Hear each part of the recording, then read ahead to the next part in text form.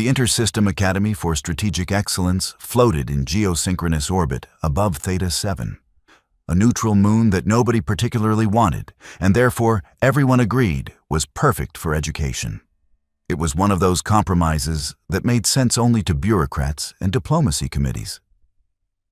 The kind of place where 17 different species sent their best and brightest to learn how not to accidentally start wars over trade route disagreements or improper antenna positioning during formal greetings. The architecture was aggressively beige, designed by committee to offend absolutely no one's aesthetic sensibilities, which naturally meant it offended everyone equally. Democracy in action, really. The Academy's stated mission involved fostering understanding between species, promoting tactical cooperation, and creating the next generation of military strategists who could work across cultural boundaries. The unstated mission involved keeping young hotheads from prominent families busy enough that they couldn't cause interstellar incidents while their parents conducted actual important business. Both missions succeeded with roughly equal frequency. Among the 243 students currently enrolled, exactly one was human. This wasn't due to any quotas or deliberate exclusion, merely statistics.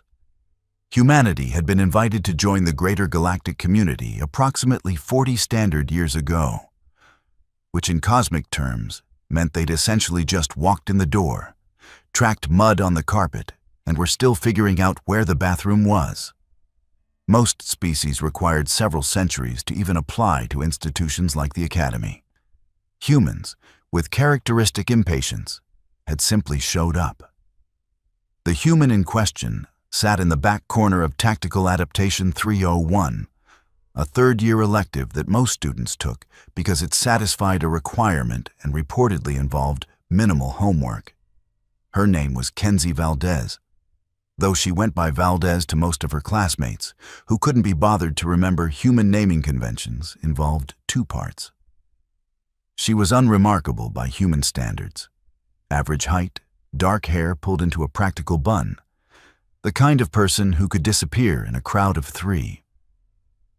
By alien standards, she was tiny, fragile-looking, and according to the official Academy medical assessment, possessed the physical capabilities of a mildly athletic child from most species present.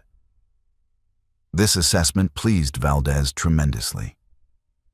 She'd spent 3 years carefully cultivating an image of determined mediocrity. Not bad enough to wash out, which would defeat the purpose, but not good enough to attract attention. Her combat scores hovered precisely at the 52nd percentile. Her tactical examinations returned results that her instructors described as adequate, if uninspired. Her physical assessments showed steady effort with predictably limited results. She attended every class, submitted every assignment on time, and maintained the academic profile of someone destined for a mid-level logistics position in some backwater sector. Perfect.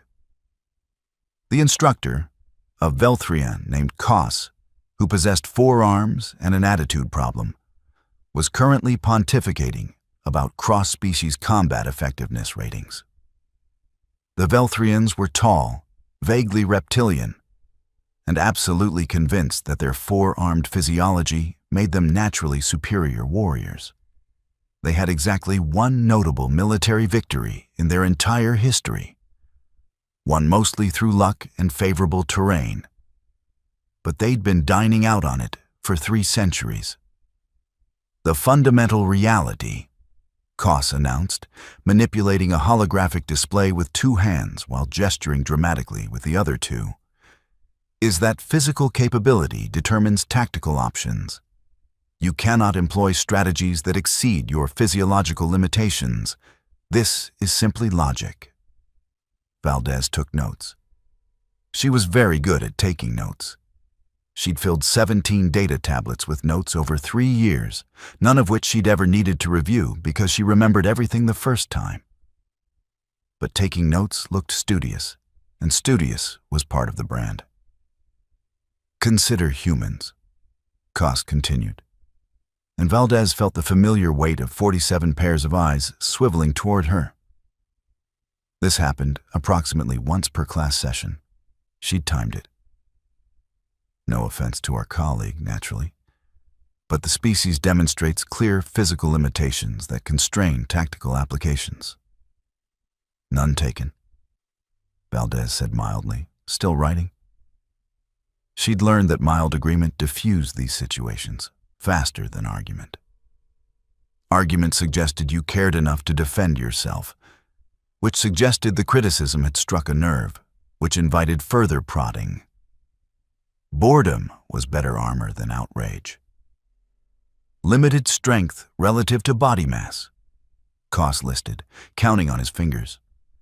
Single focus vision, bilateral symmetry restricting multitasking capability, slow regeneration, moderate sensory range, restricted environmental tolerance.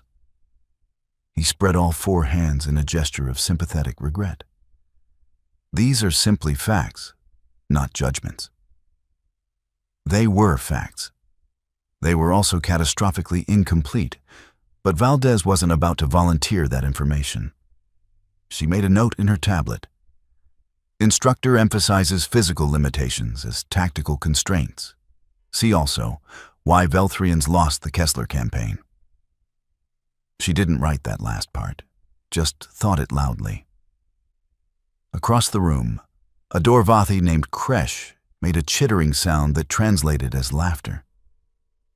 The Dorvathi looked like someone had crossed a mantis with a bad attitude and given it opposable thumbs. No offense, Valdez, but how did your species even develop space travel? You're built like prey animals. Spite, mostly, Valdez replied without looking up. And thumbs. Thumbs help. This got a general laugh from the class. Valdez had learned that self-deprecating humor played well. It made her seem harmless, likable, even. The tiny human who knew she was outclassed but showed up anyway. Good sport about the whole thing, plucky even. It was a role she could play in her sleep. But truly, pressed Koss, warming to his theme the way mediocre instructors did when they thought they'd found a teaching moment. This demonstrates why humans have avoided major conflicts since joining the galactic community. Your species' leadership understands these limitations and acts accordingly. Wisely, I might add. Valdez made another note. Instructor assumes human conflict avoidance stems from weakness rather than policy. Common error. What she said was, we're still learning the ropes, definitely. The class continued in this vein for another 40 minutes. Koss used humans as a recurring example of how physical limitations shaped strategic doctrine, which wasn't wrong, but missed the point so spectacularly that Valdez had to bite her tongue twice. Other students chimed in with observations about various species' strengths and weaknesses, all of which carefully avoided mentioning that the Academy had seen exactly 0 actual combat between any attending species in its 200-year history. This was theoretical posturing, the academic equivalent of children arguing whose dad could beat up whose dad. When the lecture finally ended, Valdez packed her tablet with the same methodical care she applied to everything. Slow and steady, unremarkable. She'd nearly made it to the door when a hand, or more accurately, a manipulator appendage, landed on her shoulder. Valdez, a moment. Koss gestured toward his office with his lower left arm while dismissing another student with his upper right. Multitasking, his species' pride and joy. Valdez followed him into the cramped office, which smelled faintly of the mineral supplements Velthrians required. The walls were covered in certifications, commendations, and a holograph of Koss receiving some teaching award from someone important-looking. Standard academic vanity decor. I wanted to ensure, Koss began, settling into his chair with a posture that probably meant concern in his species' body language, that you understood my lecture today was not personal. I hold you in high regard as a student. High regard, Valdez translated mentally, for someone with your limitations. I understand, instructor. You are making a pedagogical point about physiological constraints. Precisely. Koss looked relieved. You're a credit to your species, truly. Your determination to succeed despite natural disadvantages is admirable. Many instructors have commented on it. Of course they had. Poor little human, trying so hard. Valdez smiled, the same pleasant smile she'd perfected over 3 years. I appreciate that, instructor. I'm just trying to learn as much as I can. And you will go far with that attitude, Koss assured her. Perhaps not in combat specializations, of course. But there are many vital support roles in modern military structures. Logistics, perhaps. Analysis. Humans excel at pattern recognition, I understand. We do like our patterns, Valdez agreed. Pattern recognition, she didn't add. Like recognizing when an instructor is a patronizing windbag who wouldn't last 15 seconds in actual combat. But she kept that pattern to herself. The next day brought physical adaptation trials, which was exactly as unpleasant as it sounded. The class gathered in Training Arena 7, a gymnasium-sized space with variable gravity, atmosphere, and temperature controls. The idea was to test how well students could adapt their combat techniques to different environmental conditions.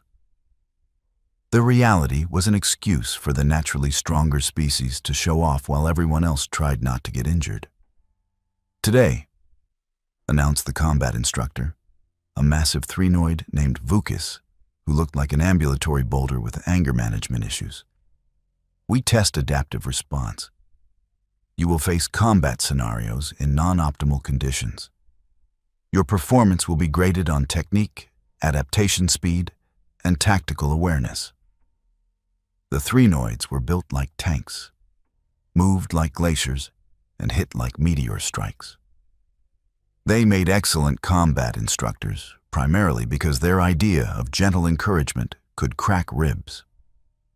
Vukis was particularly old school, the kind of instructor who believed that pain was the best teacher and unconsciousness was just your body's way of saying you needed to try harder. Students were paired off by random selection, which everyone knew wasn't actually random but carefully calculated to avoid lethal matchups. Valdez drew Ren, a Kailari who resembled a bipedal wolf with 6-inch claws and an expression of permanent disdain. The Kailari were natural predators, faster than Velthrions, stronger than Dorvathi, and absolutely convinced that anything without fangs was basically a vegetable with delusions. Try not to die quickly, Ren suggested, flexing his claws in a way that might have been stretching or might have been a threat display. Hard to tell with Kailari. I'll see what I can do, Valdez replied, moving to the designated combat circle. Vukis set the environmental controls to 1.4 standard gravity and elevated temperature. Not enough to seriously impair anyone, just enough to make everyone uncomfortable. The goal wasn't to win, exactly, but to demonstrate proper adaptive technique while not getting dismembered. The match began with a buzzer that sounded like a dying air horn. Ren immediately rushed forward, because Kailari had exactly 2 tactical settings, aggressive and more aggressive. Valdez backpedaled, looking appropriately concerned, and attempted a defensive posture that her instructors had repeatedly told her was technically correct but lacking power.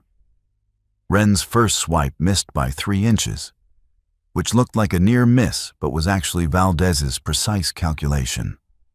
Too far, and she seemed overly skilled. Too close, and she might actually get hit, which would complicate the mediocrity performance. She countered with a strike that Ren blocked easily, making it look like she'd put genuine effort into an ultimately ineffective attack. The dance continued for 45 seconds. Valdez retreating, occasionally attempting counters that went nowhere, visibly struggling with the increased gravity that was actually barely noticeable to her. Ren growing frustrated, attacking more aggressively, convinced he was facing someone barely competent enough to avoid being shredded. Finally, following the script that all these training exercises followed, Valdez allowed herself to be swept into a grapple she could have avoided, executed a technically correct but practically useless escape attempt, and ended up on the mat with Ren's claws at her throat. Match over, exactly as expected. "Better," Vukas called out, though his tone suggested he was grading on a curve that started somewhere below actual competence. "Valdez, your defensive positioning improved, but you're still telegraphing your strikes. Ren, adequate pursuit, but you're too predictable in elevated gravity."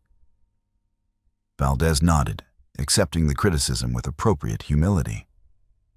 She'd telegraphed those strikes deliberately, naturally, because not telegraphing them would have resulted in actually landing hits, which would have raised uncomfortable questions. The entire performance had been carefully calibrated to show improvement from last term without actually demonstrating capability. As she returned to the sidelines, she caught fragments of conversation from a cluster of students watching the next match. "Don't know why they bothered training humans in combat applications. Probably good for morale, makes them feel included. My clutch sibling said Earth military is basically ceremonial at this point. They know they're outclassed." Valdez grabbed a water container and drank, letting the conversation wash over her like background noise. This was the ecosystem she'd cultivated. Benign dismissal, casual condescension, the soft bigotry of low expectations. It was perfect camouflage. Nobody watched the harmless ones too closely. Nobody wondered what the mediocre student did in her spare time. Nobody asked questions when you performed exactly as poorly as they expected. The week continued in its established pattern. Tactical theory on Wednesday, where Valdez provided answers that were correct but uninspired. Strategic history on Thursday, where she took copious notes and contributed occasionally to discussions with safe, unremarkable observations. Xenopsychology on Friday, where she wrote a paper on human cognitive patterns that her instructor described as a competent self-assessment showing adequate introspection. Adequate, competent, unremarkable. These words appeared in her evaluations with satisfying regularity. The routine broke on Station Day, the Academy's mandatory assembly period where all students gathered for announcements, guests, lectures, or whatever administrative necessity required captive attention. Valdez settled into her usual seat in the back section, prepared for an hour of bureaucratic tedium that she could tune out while mentally reviewing actual tactical scenarios that interested her. Director Kesslin, a morphid who looked like someone had given a tree trunk administrative authority, took the podium with 3 of her 7 tentacle arms. Today's assembly focuses on practical military history. We've arranged a presentation on historical combat footage, demonstrating various tactical principles in action. That was mildly more interesting than budget presentations, at least. The lights dimmed, and the main holographic display activated, showing the title, Case Studies in Environmental Adaptation, Multi-Species Combat Analysis. The first footage showed a 3-noid ground campaign, all thundering charges and overwhelming force. Textbook 3-noid strategy, effective if unimaginative. The second showed Velthrian orbital assault tactics, emphasizing their multi-limb coordination advantages. Koss, sitting 3 rows ahead, sat up straighter, clearly proud.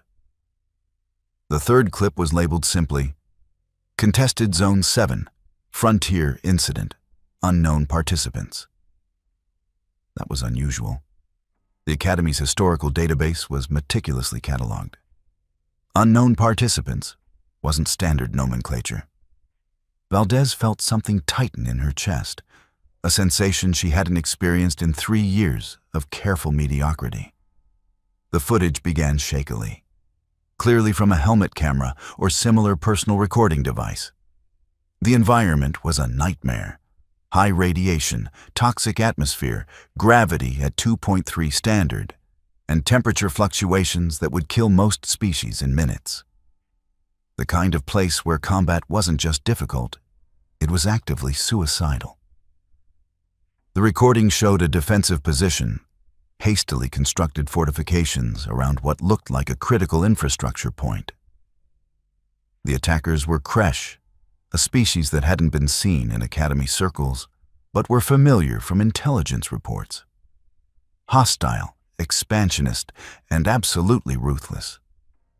They didn't attend diplomacy academies because they preferred conquest to conversation. The defenders were badly outnumbered, facing at least 40 Kresh warriors against what looked like a squad of maybe 8. The helmet cam's owner moved through the fortification with quick efficiency, and Valdez noticed details others might miss.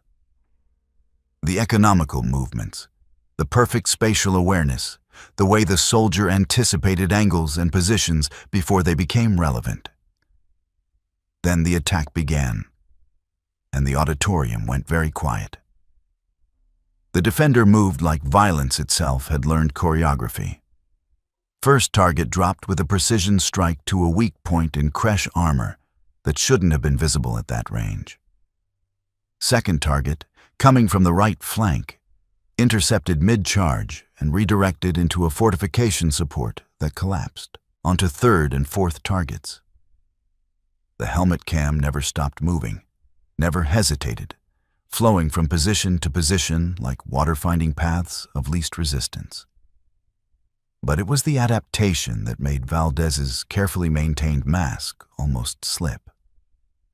The gravity should have slowed everything down, but the soldier moved like they'd trained in heavy G their entire life. The toxic atmosphere that required sealed environment suits got weaponized. A punctured Kresh helmet here, a compromised seal there. The radiation that should have degraded everyone's performance was somehow incorporated into tactical timing, using radiation spikes to mask movement signatures. A Kresh warrior, massive and armored, charged the position. The defender waited until the last possible instant, then used the enhanced gravity against the attacker's momentum, redirecting the charge into a fall that would have been recoverable in normal gravity, but became catastrophic at 2.3 standard.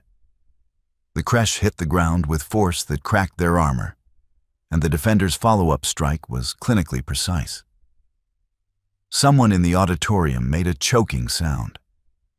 The footage continued. The defenders were down to 4 now, visible in brief camera sweeps. They moved with coordinated efficiency that suggested extensive training together, or possibly extensive combat experience together, or possibly both. The Kresh kept coming, wave after wave, and the defenders kept adapting. Explosive trap, triggered with perfect timing as a Kresh squad bunched up navigating rubble.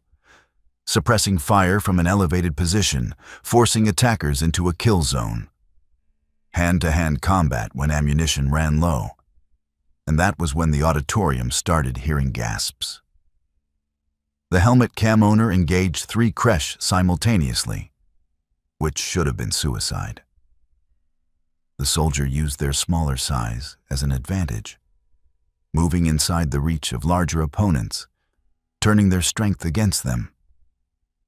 One Kresh took a strike to the knee joint that hyperextended catastrophically in heavy gravity. Another got a combat blade through a weak point in neck armor that most species wouldn't have known existed. The third managed to land a blow that should have been devastating. But the defender rolled with it, using the momentum to create distance and reposition. The fighting went on for 8 minutes of footage that felt like hours. When it ended, the defenders had held their position. The Kresh had retreated, leaving 31 bodies behind. The final shot showed the defender removing their helmet in the now secured position, and Valdez watched 47 students and 6 instructors recognize her face simultaneously. The auditorium lights came up to absolute silence. Valdez continued sitting exactly as she had been, expression carefully neutral, while every person present stared at either the frozen hollow screen or directly at her. Director Keslan recovered first, though her tentacles were doing something agitated. That footage, that was apparently misfiled in the database under unknown participants. We apologize for the, unexpected disclosure. She looked at Valdez. Student Valdez, perhaps you could provide context. Valdez stood, aware of the theater this had become, and moved to the front of the auditorium with the same unhurried pace she used for everything. When she reached the podium, she glanced at the frozen image of her younger self, helmet off, covered in various substances that weren't her own blood, looking very tired. "Contested Zone 7, she said, voice carrying clearly in the silent space. 4 years ago, before I enrolled at the academy, I was part of a rapid response unit sent to prevent Kresh forces from capturing a terraform processing facility. The engagement lasted 6 hours total. That footage shows the final defensive stand. We held the position with acceptable casualties." "Acceptable casualties," repeated Koss weakly. His forearms hung limply. "You were how old?" 19 standard, Valdez replied. "I enlisted at 17, deployed at 18, made unit specialist at 19. She paused, considering what else needed saying. "That was my 4th combat deployment. I completed 7 total before mustering out and applying to the academy." Kresh, the Dorvathi who'd made the prey animal comment yesterday, had gone completely still in the way his species did when processing shocking information. "But your combat scores here are adequate, if uninspired, yes," Valdez finished, "according to my evaluations." She let that hang in the air for a moment. "I read the Academy handbook very carefully before enrolling. The purpose of this institution is to foster understanding and cooperation between species, to train strategic thinkers who can work across cultural boundaries. It is not explicitly to identify the most dangerous individuals in any given room." She gestured at the frozen image. "That person is useful in very specific circumstances. This person," she indicated herself, "is useful in a different way. I decided which version of myself would better serve the Academy's stated mission." Vukis, the 3-noid combat instructor, looked like someone had struck him with his own training equipment. "You've been..." "What, exactly? Playing weak?" "Not weak," Valdez corrected. "Unremarkable. There's a difference. Weak gets you washed out. Unremarkable gets you left alone to actually learn things." She smiled slightly. "I've learned a lot in 3 years. Your tactical theory classes are actually excellent, by the way. Instructor Koss's lectures on physiological constraints are very informative, even if the examples sometimes miss nuance." Koss made a sound that might have been Velthrian for "you're killing me." Ren, who defeated her just days ago in the training arena, slowly raised a claw. "Our match. You threw it?" "Every match," Valdez confirmed. "Well, not through exactly. I genuinely tried to execute the techniques we were learning. I just tried at precisely the 52nd percentile of capability. It's actually harder than going full strength, requires more control. Excellent training." The silence had evolved from shocked to something approaching existential crisis. Valdez recognized the expression on several faces. It was the look of people rapidly reassessing every interaction they'd ever had, searching for clues they'd missed, wondering what else they'd gotten catastrophically wrong. Director Keslan's tentacles had calmed somewhat. Student Valdez, this is highly irregular. Your application materials made no mention of military service. They made no mention of military service in combat roles, Valdez clarified. I listed my service time accurately. Nobody asked for specifics, and I didn't volunteer them. Not lying, just selective truth. There's a difference. But why? That was from a student Valdez didn't know well, a morphid like the director. If you have these capabilities, why hide them? Valdez considered the question genuinely. How many of you have ever been in actual combat? Not training exercises, real combat where people die if you make mistakes. She waited, unsurprised when no hands rose. That's normal. This is an academic institution. Most of you will go into strategic planning, diplomatic liaison, coordination roles. You'll be excellent at them, because you're learning theory without the trauma that comes from practical application. She gestured at the screen again. That person has trauma. That person has nightmares. That person checks every room for exits and fields of fire. That person can't hear certain sounds without tactical assessment kicking in. I didn't want to be that person here. I wanted to be a student who could focus on learning without everyone either being afraid of me or constantly testing themselves against me. Also, she added, because honesty might as well be complete. Human military doctrine emphasizes that our greatest strategic advantage is being underestimated. Everyone assumes we're physically limited, therefore tactically constrained, therefore not a threat. It's a very comfortable assumption for other species to make. We don't discourage it. The implications of that landed like another bomb. Koss found his voice, though it was shaky. Are you saying Earth's military has been deliberately, playing weak on the galactic stage? Not weak, Valdez repeated patiently. Unremarkable. We participate in joint exercises. We perform adequately. We meet treaty obligations. We're just not very flashy about it. Nobody worries about the adequate performers. Nobody watches them too closely. Nobody prepares contingencies for them. She smiled, and there was something in it that made several students lean back slightly. Until they need to worry, and by then it's usually too late. That's the theory anyway. I'm just a student. What do I know about strategic doctrine? Vukas rumbled something in his species language that the translators politely rendered as significant concern. Then, in standard, your performance in my class. You could have learned less, Valdez suggested. Your teaching is solid, instructor. I learned proper technique. The fact that I already knew 11 ways to kill with that technique doesn't make the lesson less valuable. Understanding why technique works is more important than just knowing how to apply it. You taught me the why.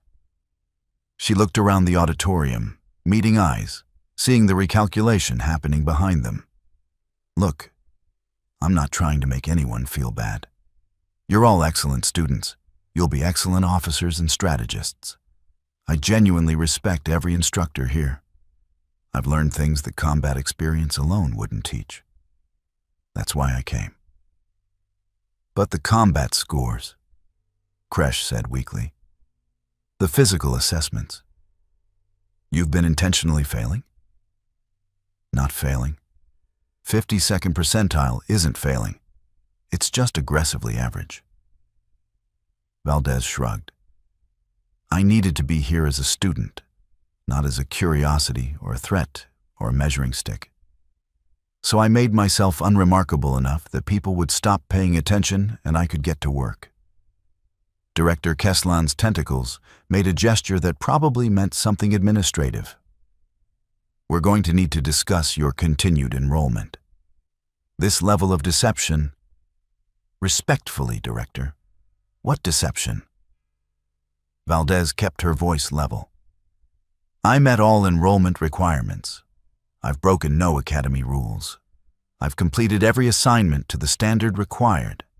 I've harmed no one. I've been exactly the student the academy asked for. Someone committed to learning, who works well with others, who respects the institutional mission. The fact that I didn't volunteer my complete service history isn't deception. It's discretion. She paused, then added, "Also, my government would prefer if I continued my enrollment. Earth takes education seriously, and we'd be disappointed to have our student expelled for the crime of being better at combat than expected. It might raise questions about what else we're better at than expected." The threat was polite, almost gentle, but it was definitely a threat. Keslin's tentacles twitched in what might have been irritation or resignation. "We will discuss this. For now dismissed, all students, except you, Valdez." The exodus was rapid and very quiet. Valdez waited while the auditorium emptied, watching her classmates file out with backward glances, whispering to each other. Tomorrow would be interesting. She'd gone 3 years cultivating benign invisibility, and now she'd have to navigate actual visibility. When only the director and senior instructors remained, Keslin gestured Valdez closer. That was quite the revelation. "Not my first choice for how it happened," Valdez admitted. "But I suppose it was inevitable. Database security isn't what it should be." Indeed. Keslin's tentacles arranged themselves in what might have been thoughtfulness. "Your point about discretion versus deception has merit. However, this creates complications." "I imagine it does," Valdez agreed. "Though I would point out that nothing has actually changed. I'm the same student I was this morning. I have the same goals, the same commitment to learning. The only difference is that everyone now knows I could have scored higher on physical assessments if I'd wanted to." Vukas rumbled. "Could have scored higher. That's putting it mildly." "Modesty," Valdez replied. "I'm trying to cultivate it. New approach." Koss, who had been silent, finally spoke. "My lectures, about human limitations. You sat through all of them. Why didn't you say anything?" "Because you weren't wrong, instructor. Humans do have those limitations. We're not as strong as Threnoids, not as coordinated as Velthrians, not as fast as Kylari. Those are facts." Valdez met his eyes. "The error is assuming that limitations equal weakness. We have limitations. We just build our tactics around them instead of pretending they don't exist. It's actually very practical." "And the other students," Keslin said. "How do you intend to proceed with them?" Valdez considered. "Same as before, probably. I'll attend class, complete assignments, try to learn. They'll be awkward for a while, then they'll adjust. People adapt. It's kind of what we all do." "You can't go back to being unremarkable now," Vukas pointed out. "No," Valdez agreed. "But I can be remarkably normal about having been unremarkably competent. New strategy, same goal. I'm adaptable." Keslin's tentacles made a gesture that was definitely resignation. "Very well. Conditional continued enrollment. You will meet with me weekly to discuss integration concerns. If this disrupts the Academy's learning environment, it won't," Valdez promised. "Or at least, I'll minimize disruption. Best I can offer." "I suppose it will have to be." Keslin waved a tentacle dismissively. "Go. I need to determine how to explain this to the Board of Governors." Valdez left the auditorium, emerging into the corridor where several students were definitely not obviously waiting to ambush her with questions. She recognized a few from her classes, others from passing acquaintance. "Is it true?" one asked. "All of it?" "The footage was authentic," Valdez confirmed, "if that's what you mean." "But you've been here 3 years," another student said. Acting like you could barely fight? Why? Already explained that, Valdez replied. Wanted to learn, not perform. Turns out being the interesting human is less educational than being the boring one. She started walking, and the cluster followed like particularly uncertain ducklings. What's going to happen now? Kresh asked, antennae twitching nervously. Tomorrow there's advanced strategic planning at OR 900, Valdez said practically. I'll attend. Take notes. Probably contribute adequate if uninspired observations.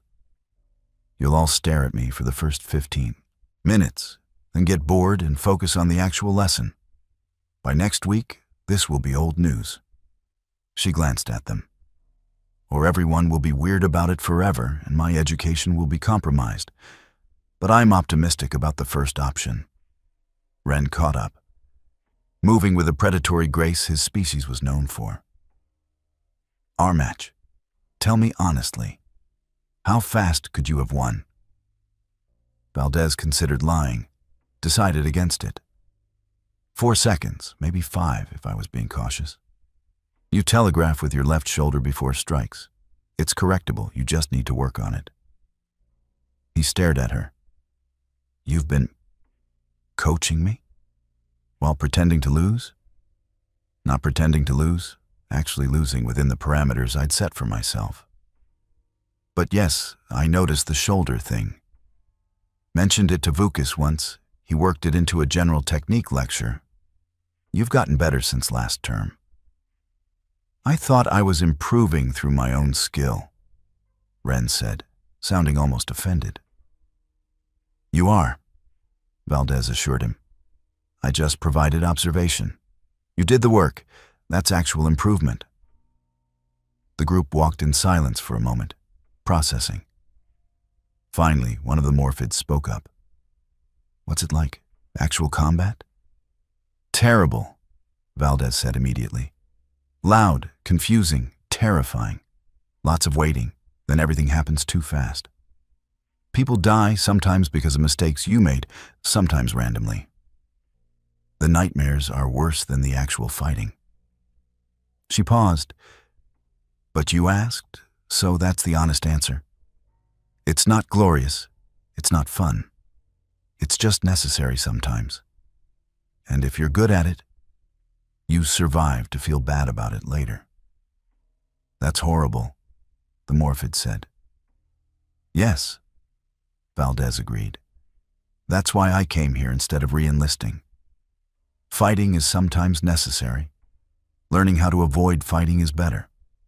Strategy and diplomacy that prevent wars are worth more than tactics that win them. They'd reached the residential section. Students peeled off toward their various quarters, still processing, still uncertain. Valdez made it to her room and sealed the door, finally allowing herself to drop the careful neutral expression she'd maintained. 3 years of careful mediocrity, gone in one accidentally accessed database file.